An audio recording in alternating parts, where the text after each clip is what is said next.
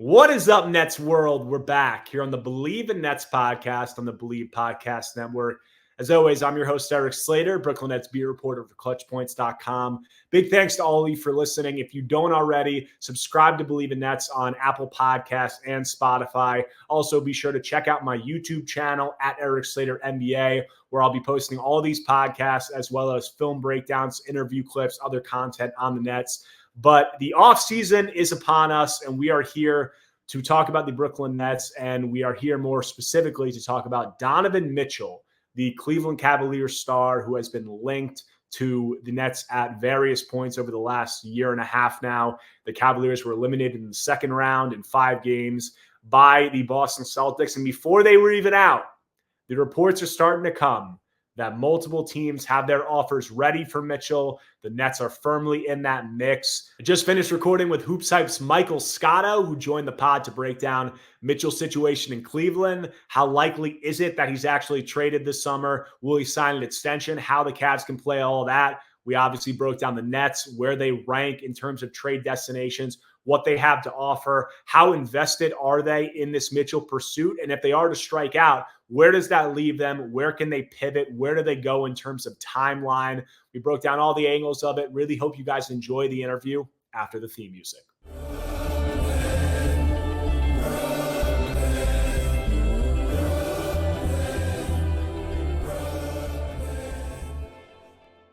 And I'm joined now by Hoopshype's Michael Scotto, and we are here to talk about the Brooklyn Nets offseason. And if you've been following the Brooklyn Nets and we're talking about the offseason, you know an episode is going to center on one Donovan Mitchell, because the NBA rumor cycle had wasted no time even prior to the Cavs elimination. ESPN's Brian Windhorst comes out before the Cavs are even out, says that several NBA teams have offers ready for Mitchell if he is to leave Cleveland. He also even went as far as saying 3 teams would be at the top of the list of trade destinations if Mitchell is to ask out, or if he is not to extend with them. It was the Nets, Los Angeles Lakers, and Miami Heat. Scotto, what's your reaction just when you saw that report and the timing of it with the Cavs, on the brink of elimination? I mean, the vultures are out. It's to me, Erik, I'm very much an Occam's razor kind of guy. I try to cut through the nonsense. And the reality of this situation is the Cleveland Cavaliers are going to offer Donovan Mitchell a max contract extension. He's either going to take it or he's not. And so I would say that, the number of years, maybe that could fluctuate, depending on what his goals are. But if he doesn't take it, he can opt out after next year, and that would make him an unrestricted free agent. And if you're Cleveland, are you prepared to risk losing him for nothing, or do you move him going into next season? Because you'll know by then if he's going to take the extension or not. You could, if you wanted, wait till the deadline, but I don't know. I don't see that. And then I think the other piece to this is the report about Darius Garland not wanting to be there if Donovan Mitchell's there.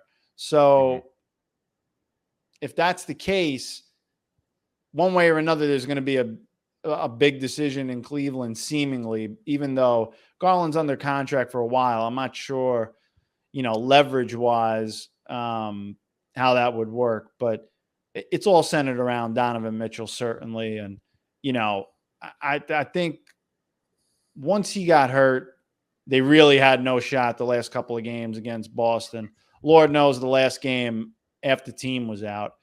But they did win a game. I think that surprised some people, and Cleveland's goal this whole time was to have a core 4 of Mitchell, Garland, Mobley, and Allen. We saw it. This year they were hurt for a lot of the year at different points, all those guys. So, I think it could have been better if they were healthy, but, that wasn't how the cookie crumbled. Yeah, and, like you said, changes are coming in Cleveland. It seems like you said, the team has been centered around the backcourt duo of, Mitchell and Garland, and then this frontcourt duo of Mobley and Allen. And it seems like both of those are on the verge of a breakup, likely. Mobley with Allen out showcasing that he's best at center. Looks like Allen's going to be moved. And then they have this, incoming, this perpetuated question about Mitchell, and it all comes down to this extension. That's what it's all about. All the reasons, that these rumors continue to swirl, it's because Mitchell has not signed the extension yet. And it's not for lack of the Cavs putting it out there that it's been offered. It's been offered at several points. Dan Gilbert even went as far, the Cavs owner, as saying that they're confident during the season that he's going to extend. Mitchell was asked about it, turned it down. And, if he continues to say no to an extension this summer, he puts Cleveland in a really difficult spot where they likely have to trade him, because if you go into the next season, and you roll the dice, and like you said, he leaves in free agency next summer, it's a disaster of epic proportions in a situation that I just couldn't even see them getting it to that. So, but do you see any circumstance where Mitchell, is on the Cavs roster at the start of next season without an extension signed? Anything's possible, but I think that would be a tough line in the sand to draw if you're Cleveland. And, when you're talking about a guy like Mitchell, he's an interesting, NBA star when you talk about him in the trade mix, because he's a guy who seemed like, dating back to his Utah days, that he's kind of always been aware of his reputation. We see a lot of stars, Kevin Durant, whoever else you want to name, that will ask out of this, that, and the other, continue the cycle. But he's a guy who didn't publicly ask out at any point in Utah, although it was kind of accepted that he, wanted to go elsewhere. But he didn't do that. He responded, I saw, to, I think it was a report from Chris Fedor of Cleveland.com, who said that he was, unhappy with his teammates, at certain points during the year. And he responded to on Twitter and said, cap. So he didn't want that out there. And, if he does move on and he doesn't sign that extension and the Cavs are to trade him, as Windhorst said, the Nets are going to be firmly in the mix. But, what has been your read on that situation in Cleveland? I know you touched on it briefly there. Have you heard anything, all these, the NBA season ends and all these fluctuating reports come out about what was going on. Have you heard anything about the dynamic there in Cleveland, whether it pertains to JB Bickerstaff and the coaching situation, or the dynamic between the players, or anything along those lines? Well, I think you hit the head. First off, you start with JB Bickerstaff, who, I look at the job he did this year and I say to myself, they missed so many guys at different points of the year. He kept them afloat. They won the first round series. They win a game in Boston when not a lot of people thought that. I think some of that, his job security, would come down eventually to, does Donovan Mitchell want to play for him down the line? I think that's a factor that truthfully needs to be addressed, and probably is behind the scenes right now. As far as Donovan and all the potential trade teams, I mean, look, there's obviously a plethora of teams. Some of them out there, obviously the Brooklyn Nets, which we'll get into, but you've got the Lakers, who are always star hunting. The Heat, also similarly star hunting. The Rockets, who are looking to take the next step and be a playoff team next year. Went after Mikal Bridges, as I reported at the deadline. And, with the Pelicans as well, I think is interesting in the sense that, I had touched on a podcast with Will Guillory about them looking for potentially Darius Garland, in a sense that, they've got to look at shaking up that roster around Zion Williamson, who they're clearly building around. Ingram's in the final year of his deal. They don't want to go to a max contract for him. So would a guy like Garland be an option worthwhile for them? For Cleveland, would it make sense? Because they needed 3, ironically, since they traded Lauri Markkanen in the Donovan Mitchell trade. So you've got all these different factors coming into play here. But for the Nets, certainly Donovan Mitchell has been a primary target for a while and will continue to be going into the summer. They'll certainly monitor those conversations with the Cleveland Cavaliers and whether Donovan Mitchell is going to become available or not. Yeah, and just before we get into the Nets and whether this is a good move for them, how the machinations of all it could work out, just rounding out the question of, is Mitchell going to be on the trade block this summer? When you're talking about him and his potential extension and all the things along those lines, like the amount of money is a big factor in that, because the NBA has, structured a lot of these things to incentivize players to stay with teams that they're on, stay in small markets. So as far as I can understand, he's eligible to sign a 4-year, I think $200 million extension right now, with Cleveland. If he's traded, he can sign that with the team he's traded with. But if he is to wait until free agency next year, I think he's eligible for 4 for 260 or 270. He has an incentive, financially to stay with Cleveland if he wants to maximize his money. But, it's to be determined how he wants to and, how he wants to go about that. And talking about him as, how his past unraveled, he's a New York guy. It's been well documented that he has interest in coming back to play for New York. When Utah had him on the trade block, I feel like most people assumed that he was going to, the Knicks. That was the place that was a rumored destination. The Knicks were kind of playing hardball. And then the Cavaliers swoop in. The Knicks might not have thought there was another team. They swoop in. They get him kind of for, it seems like somewhat of a rental, an experiment to see where could they go with him in that 2 to 3 year window. And that window is, starting to close right now. But, he's a guy that has had interest coming to play with New York. I read in the Athletic, I think it was Tony Jones years back when, when he was on the trade block with Utah, that teams on his preferred destinations, they said the Knicks, the Nets, and the Heat, I'm pretty sure were the 3 teams that he had on there.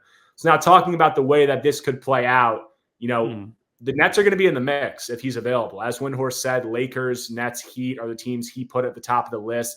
And talking about, is this a smart plan for the Nets to go in, take this huge swing on a guy like Mitchell? Everybody's been talking about after the misery that this Nets season was, the 2 paths that they can go, go all in on a guy like Mitchell to pair with Bridges, open up like a 4-ish year window where they could trade Bridges and their veterans and reset with a boatload of picks. So, looking at where could the Nets go after a Mitchell trade like this, a lot of people say like they make the Mitchell trade. Where does that leave them? Like they're still going to be probably, a first round exit team at best.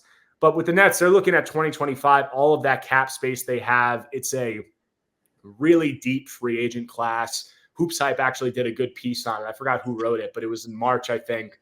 They wrote the top free agents for 2025, went like 50 deep. But if you're talking about just like high-level guys that potentially you could see hitting the market, you got guys like Derek White, Naz Reid, Aaron Gordon, Jonathan Isaac, Nickeil Alexander-Walker, Alex Caruso. Like these aren't the stars, but they're guys based on their team situation that you could see hitting the market. So then, if you trade for Mitchell, you got Mitchell, Bridges, Claxton. Say you can bring in a couple of those guys with cap space, Clowney, etc. You'll have a pretty good idea of what the team could look like. And it's not a bad team, but, looking at those 2 paths, and this is something that we, as following the Nets, have had a lot of time to sit on, how do you view this move? We'll talk about the price right after this, but how do you view this move in terms of just, is it logical and is it a good process for them? Or do you view it more the other way where resetting, trading Bridges and things along those lines is the better path for them?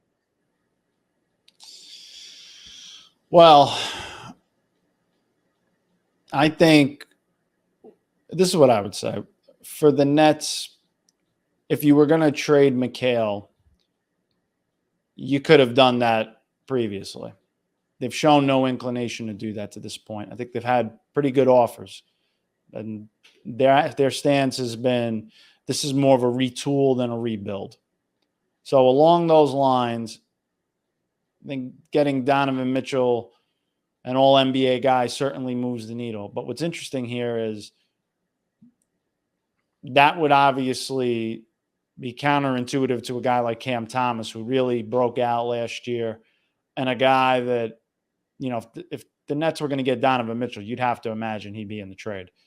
Is it worth it to go? Even if he wasn't, you'd think he'd be on the move anyway, because those two as a so is it worth it to pay double probably the money for Donovan Mitchell than Cam Thomas, who showed you he can be a clear 20-plus point a game scorer?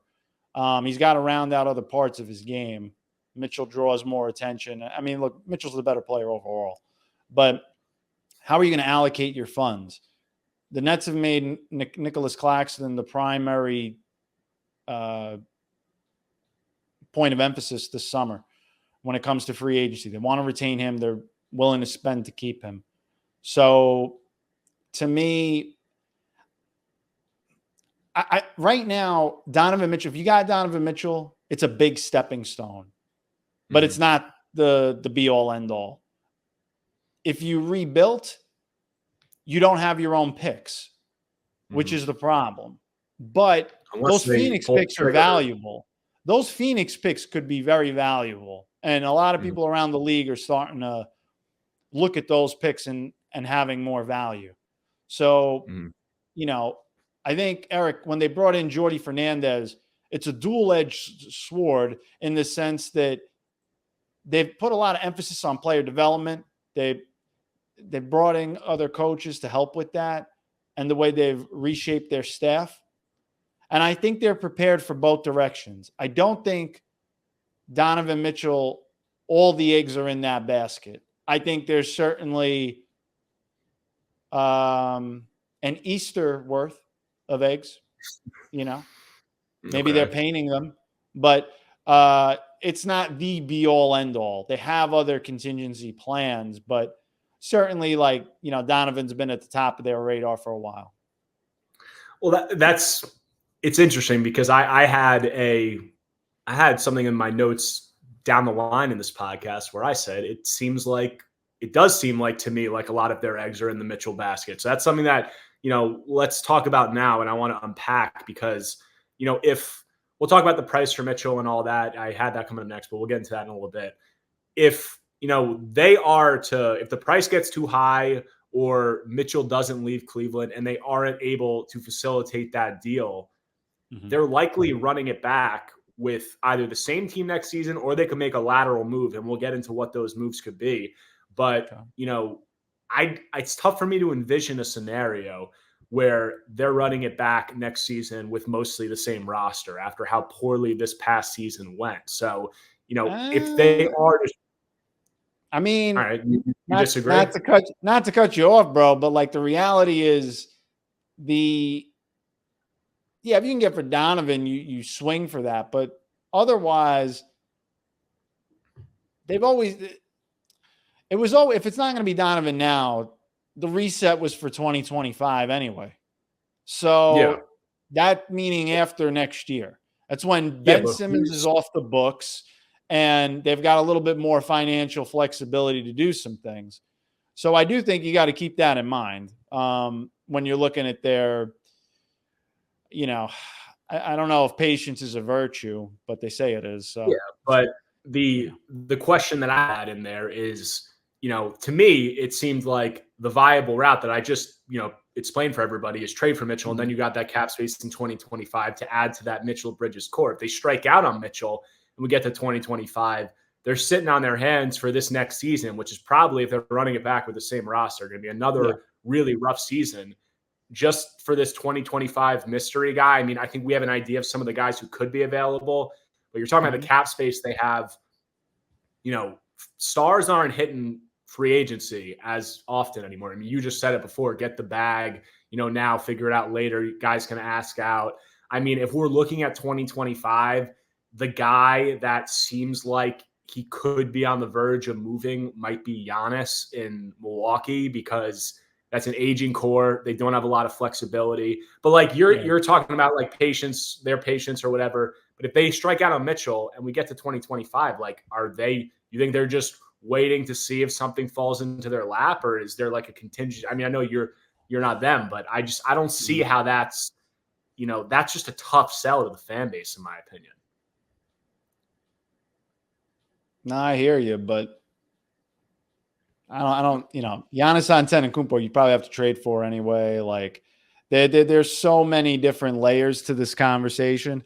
And I'll be honest with you, I never go that far into a year in advance because so much changes during the next couple of months, let alone in free agency now and the trade market now. Yeah. My head would explode. You're lucky, some people, let me tell you something, Eric, there's some people in the NBA that I think if you ask them what they're having for dinner, they'd be like, I don't know. I got to figure it out. So if you want to wait for a year later, it'll be a little tough. Then maybe that's why my head's almost exploding because I'm spending my days trying to look into the future of the machinations of how all this stuff can work. But, along the lines of that same conversation. All right. So let's not talk about next summer. Let's talk about this summer. I mean, if they are to strike out on, Mitchell or he just stays, you talked about them having other contingency plans potentially, but you also said that, and we also have all known that they've shown no willingness to move on from Mikal Bridges. Right. So, this summer, if they strike out on that, you could see them, running it back with this similar core next season and waiting it out all the way till 2025, or could a guy like Bridges, who you reported extensively on the Houston offers at the trade deadline, could something like that, you think, still be on the table? And would it be something that the Nets could consider to reset if Mitchell, doesn't come to fruition? Boy, I tell you, if, they got to trade, if they have to, reconsider moving Bridges at this point, it would be difficult because, again, could have moved them way earlier on, but hindsight's 2020. I don't know if I see them going for, I don't know if I see them going for Trae Young. I'm not inclined to believe that. Darius Garland's a little younger, maybe. It's hard because, definitively, it's pretty clear Donovan Mitchell's the guy. There's other sub stars, and I wonder if they would make a run at Ingram, truthfully, with the Pelicans. I don't like the Ingram fit with the Nets. I don't see where that's bringing. But here's the thing: you got to look at the guys that are potentially available. He's a guy that could be, and so I think that you've really got to at least consider it, because you could put him at a small ball 4. Depends how they want to build out the roster. So it's just like that. Those just seem like lateral moves to me. When you talk about Ingram, you talk about Trae Young, you talk about Darius Garland. It's like you're unloading assets, albeit much less assets than for a guy like Mitchell. But you're unloading those, and then I'm not sure where that's getting you, and you're kind of just plodding along here. Whereas it seems to me like there's a lot invested in a lot of Easter eggs, as we said, in that Mitchell basket, because if he's, if they strike out on him, I just don't see where the roster is going. And, at that point, the question has to be, would they pivot and would they move a guy like Mikal Bridges and reset it? And, I just saw Bridges just bought a really nice apartment in Brooklyn. I don't know if that's what real estate agents are for, my friend. Doesn't mean anything. Kenny Atkinson had a nice house in Brooklyn too. Yeah. There you go. A lot of people do. Do you envision, you had some intel on that Houston thing. Do you think, obviously, they're still going to be looking to improve? Do you think that their offer for Bridges could still be on the table this summer? And if you do you think that it would change, much based on it being the next transaction cycle? Sorry, say that again. I had a text message. Just had a I said you had good intel. You were the intel guy on the Houston, stuff at the trade deadline with their offer for Bridges. If the Nets were to strike out on Mitchell, do you think that Houston offer for Bridges could still be on the table this summer, or do you think it would change a lot based on it being the next transaction cycle? Well, this is what I would say. I think certainly Houston would move the 3rd overall pick in this draft. Mm-hmm. I think that would still be there. The 2025 pick, Jalen Green played better. Mm-hmm. But I still think if you can get Bridges for the money he's on, you'd have to look at it. And I'm not sure if they're fully sold on Jalen Green as that guy yet. And you got to pick between, paying him, you got to pay Şengün. What are you going to do there? I think it would be certainly still on the table. Do I think it would improve? Probably not. Not at this point, because you're getting him for less time. So that's kind of where I'm at there. But again, I certainly think there will be other teams that call on Mikal Bridges. It's not, you'd be foolish to not do your due diligence, depending on what happens with the situation in Cleveland. Yeah. And, I've said it probably 3 times, but I'll say it again. It's looking to me, or at least from when I build this out logically in my head, it seems like a move for Mitchell. And if you don't get Mitchell this summer, I think the Nets would have to look at a pivot. Will they look at a pivot, and will they come to that same conclusion? I can't tough to say. swallow. That would be tough to swallow, brother. That's how I see it, though. But let's talk a little bit now about the price for Mitchell and how that could all play out. Because as I said, Wendy said the Nets, Heat, Lakers. He put as those three teams. You mentioned the Rockets, obviously. The Pelicans could be another team who's involved. But focusing first on those three teams that Windhorst named, if you look at what they have to offer, the Lakers, the Nets are going to beat out the Lakers and Heat in the picks department. The Lakers and Heat, I think, will beat the Nets out in terms of the young player department. If you're looking at what the Lakers have to offer, they have 3 tradable first-round picks. I think Austin Reeves would be the big name, headlining the package. The Heat have 2 tradable first-round picks, and they have guys like Tyler Hero, Jaime Jaquez, Nikola Jovic. Now, the Nets have 7 tradable first-round picks, including those Phoenix picks, which you said, are going to be highly valued. And then in terms of players, they have guys like Cam Johnson, Cam Thomas, Dorian Finney-Smith. So when you're talking about those 3 teams, I think it's safe to say that if they were to get into a bidding war, the Nets have the ammo to win that bidding war. But also an important factor in this is with 1 year left on his contract, Mitchell will have leverage to direct the trade, if he chooses to do so. If he says, I'm only re-signing with blank, then that team's going to have, all the leverage in negotiations. But like I said before, he's a guy that's been aware of his reputation, didn't ask out of Utah, responded to that Feder report on Twitter. Would he make a 1-team list and ultimately hurt Cleveland's leverage a lot? Like, that remains to be seen. But I don't know if that's hurting. Here's the thing. I don't know if it's hurting. Well, all right, would it hurt their leverage? Yes. But like the reality of the situation is still going to get a haul. Yeah, but the reality of the situation is he'd have the leverage. So it's Occam's razor. You cut through the BS. And if he doesn't, like, let's just say, for example, the Thunder, right, wanted to make a move for him. And the Thunder have the most picks out of anybody, okay? Yeah. Let's just say they wanted to make a move for him. Well, if Donovan Mitchell doesn't want to go there, you think they're doing this for a 1-year rental? Probably not. So of that list that you mentioned, if Donovan doesn't want to be there long term, I don't see those teams giving up a lot of assets. Donovan on his own could dilute the market, but it's not about him doing wrong by the Cavaliers. It's more just about honesty and conversation, because that would get weeded out anyway by the teams. The teams aren't going to trade for him if they know he doesn't want to be there long term. It would be foolish.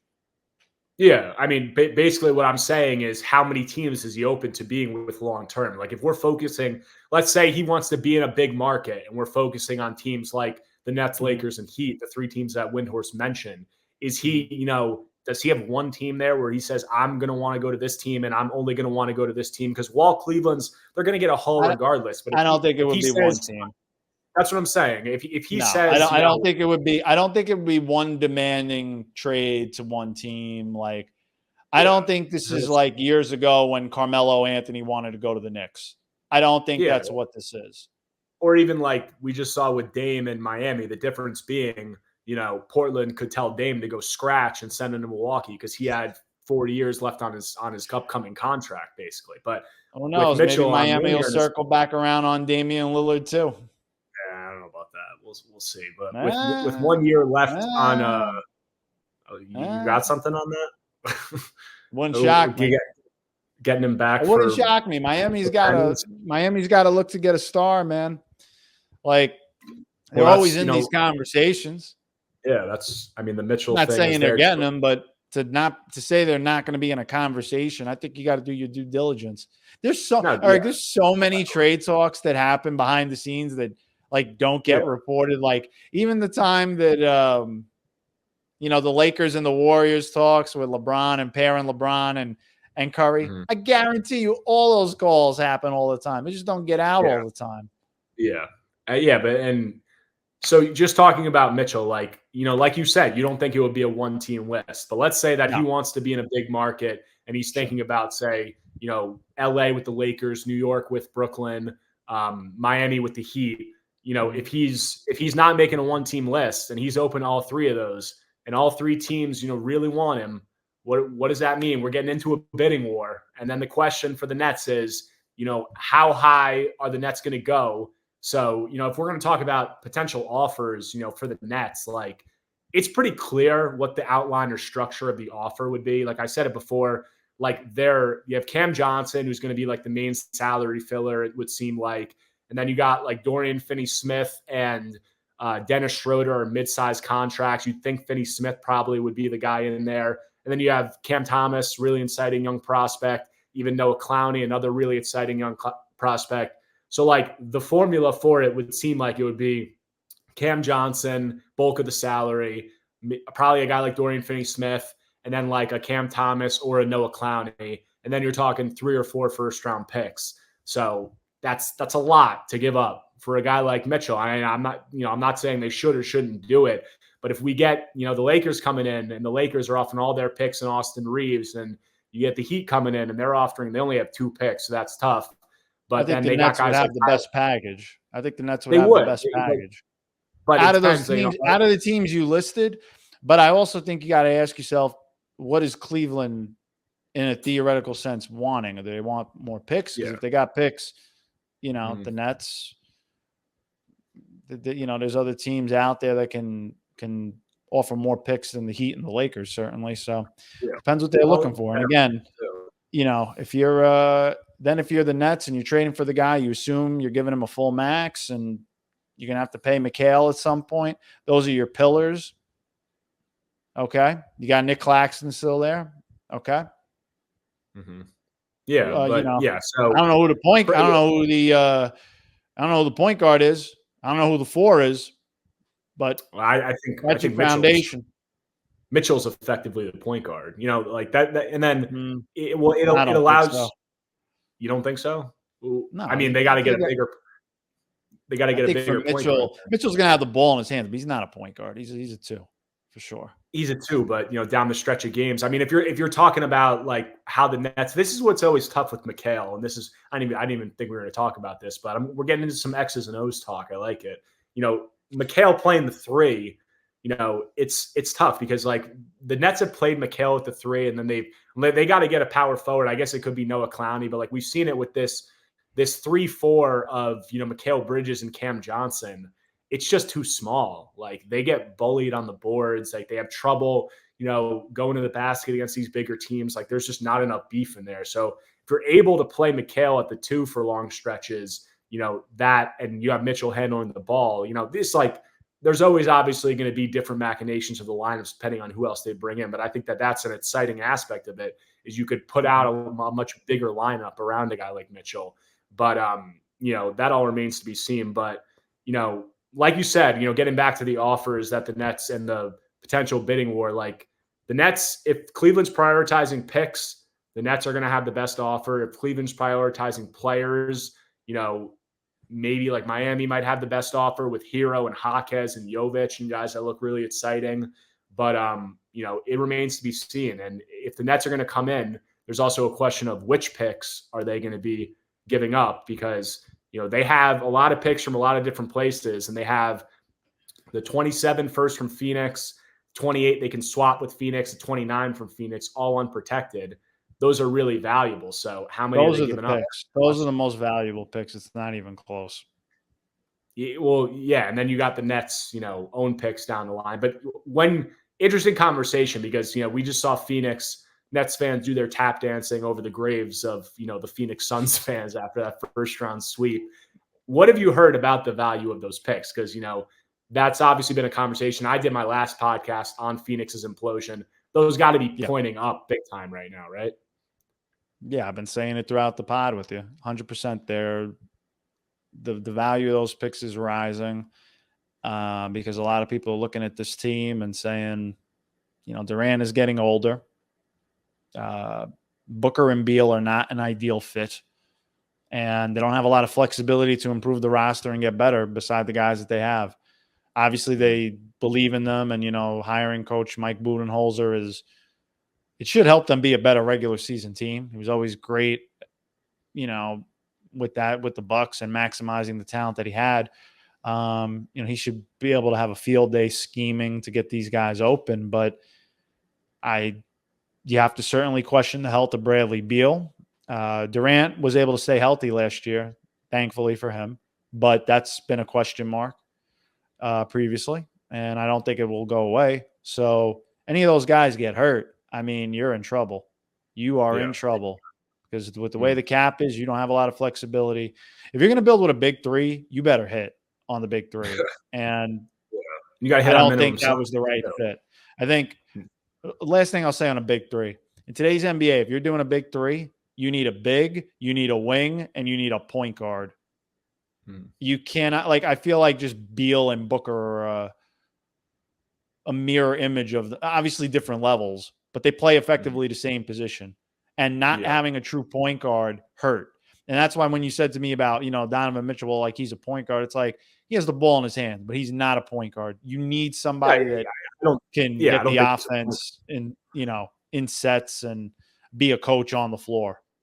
Yeah. Now you're always going to need that organizer just to be able to spell him and, allow him not to have to bring up the ball and initiate the offense and spend all that extra energy. Just him playing, as the point guard or the primary ball handler with McHale at the 2 would be a potential lineup that they could, close with sometimes or throw out there. But yeah, so, looking at the net situation with Mitchell, trying to tie a bow on this because Scotto's phone's blowing up, during the NBA offseason. But, if the Nets go after Mitchell, they have this path they look like they're trying to go on where, it would be going after Mitchell, having that cap space in 2025 to, either bring in a few really high level players if a star somehow hit the market, all that. And then they'd also have the draft picks that they have left over because they have 7 tradable picks right now. They'd have those picks left over. And, the further down the line you get, more picks become available. So that's kind of the formula, it seems like, for the Nets. We debated it. If they strike out, I don't know where that leaves them because they're looking probably at mostly the same roster next season, and that could be pretty rough. So, we'll see how that plays out. It's going to be really interesting. There's going to be a lot of teams involved. Like you said, the vultures are circling. Last thing I wanted to touch on with you, Scotto's had all the scoops on the Nets coaching staff, leading up to this offseason. You announced 2 more hires. Just, how do you feel about the way that this staff has come together with all the intel that you've had on that process? I think it's been a mix of Jordi Fernandez's guys that he's wanted. He plucks one guy from Sacramento, one guy from Denver, 2 of his previous stops. And, with the Nets, they obviously retain a few guys that, Sean Marks has felt good about. I think the losses of, all the guys that they lost, I think, Kevin Ollie will be sought after. I think, this is a guy that was a championship winning coach in the college level. And I think he will make a mark in the NBA as an assistant again for another team. And you've got, Will Weaver, a guy who's had previous stops here, Ronnie Burrell, a former G League coach of the year, and Trevor Hendry, who's been here since the Kenny Atkinson era. And there's a reason he's been here. He's pretty good at what he does.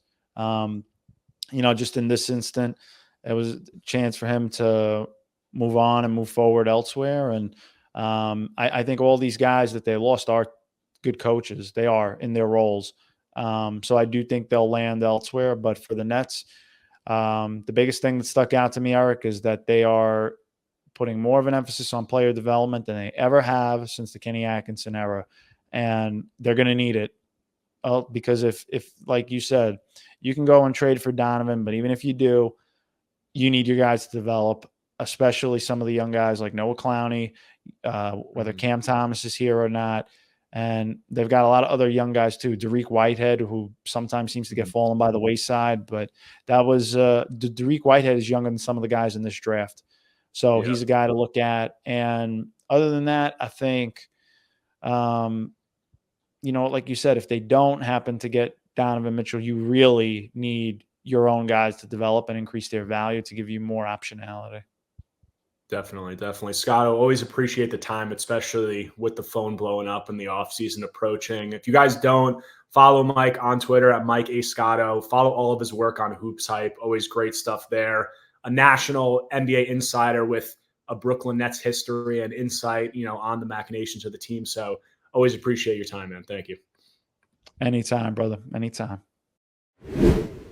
And that does it for this episode of Believe in Nets on the Believe Podcast Network, your one-stop shop for everything happening across the sports and entertainment world. Big thanks to all you guys for listening. As I said at the top, be sure to subscribe to Believe in Nets if you don't already on Apple Podcasts and Spotify. Also subscribe to my YouTube channel at Erik Slater NBA, where you'll find all these podcasts, interview clips, film breakdowns, and more. I'm Erik Slater, Brooklyn Nets beat reporter for ClutchPoints.com. You can find all my work on ClutchPoints.com. Also follow me on Twitter at Erik Slater _ for constant news, updates, analysis on everything Nets. NBA season is nearing its close. We're approaching the offseason. That means draft. That means free agency. That means more trade rumors. I'll have more coverage for you guys on all of that here on Believe in Nets. Talk to you guys soon.